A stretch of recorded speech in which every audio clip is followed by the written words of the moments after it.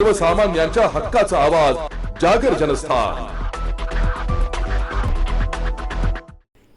शहराला जोडणाऱ्या रिंग रोडमुळे वाहतूक सोयीची झाली असली तरी सद्यस्थितीत पहिल्याच पावसानं या रिंग रोडची दुरावस्था मोठ्या प्रमाणात केली आहे।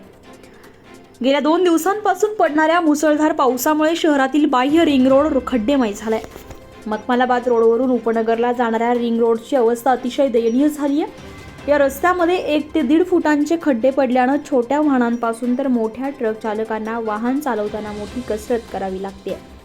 अमृतधाम, मिरची हॉटेल, सिग्नल, विडी कामगार चौक, तारवाला नगरचा चौक, पेठ रोड, चौफुली अशा सर्वच ठिकाणी रस्त्यांच्या मधोमध मोठमोठे खड्डे पडल्यामुळे या ठिकाणी कधीही वाहनांचा अपघात होण्याची शक्यता आहे। नाशिक महानगरपालिकेच्या वतीनं या खड्ड्यांमध्ये मुरुम टाकून तात्पुरती डागडुजी केली जाते।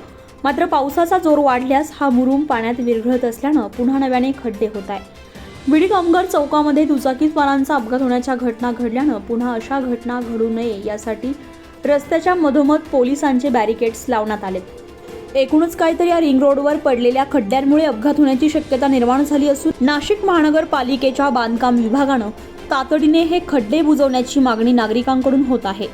जागर जनस्थानसाठी अश्विनी पुरी, नाशिक।